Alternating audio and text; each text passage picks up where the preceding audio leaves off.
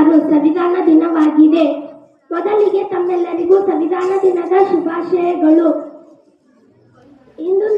ಇಂದು ನಾನು ಮೂಲಭೂತ ಹಕ್ಕುಗಳ ಕುರಿತು ಮಾತನಾಡಲು ಇಚ್ಛಿಸುತ್ತೇನೆ. ಡಾಕ್ಟರ್ BR ಅಂಬೇಡ್ಕರ್ ಅವರು ರಚಿಸಿದ ಸಂವಿಧಾನದಲ್ಲಿ ಮೂಲಭೂತ ಹಕ್ಕುಗಳು ಬೇರೆಲ್ಲ ಅಂಶಗಳಿಗಿಂತ ಉತ್ಕೃಷ್ಟವಾಗಿವೆ.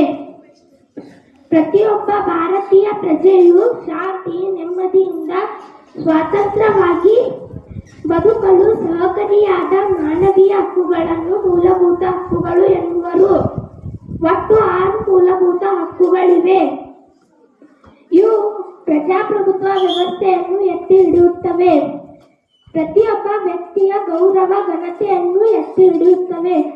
ದುರ್ಬಲರ, ಅಲ್ಪಸಂಖ್ಯಾತರ ಹಿತರಕ್ಷಣೆ ಮತ್ತು ಕಾನೂನು ವ್ಯವಸ್ಥೆಯನ್ನು ಉತ್ತಮಗೊಳಿಸುತ್ತದೆ.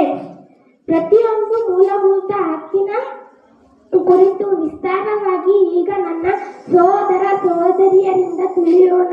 ಭವ್ಯ ಭಾರತದ ಅಭಿವೃದ್ಧಿಗೆ ಸಹಕರಿಸೋಣ ಎಂದು ಹೇಳುತ್ತಾ ನನ್ನ ಮಾತನ್ನು ಮುಗಿಸುತ್ತೇನೆ. ಧನ್ಯವಾದಗಳು.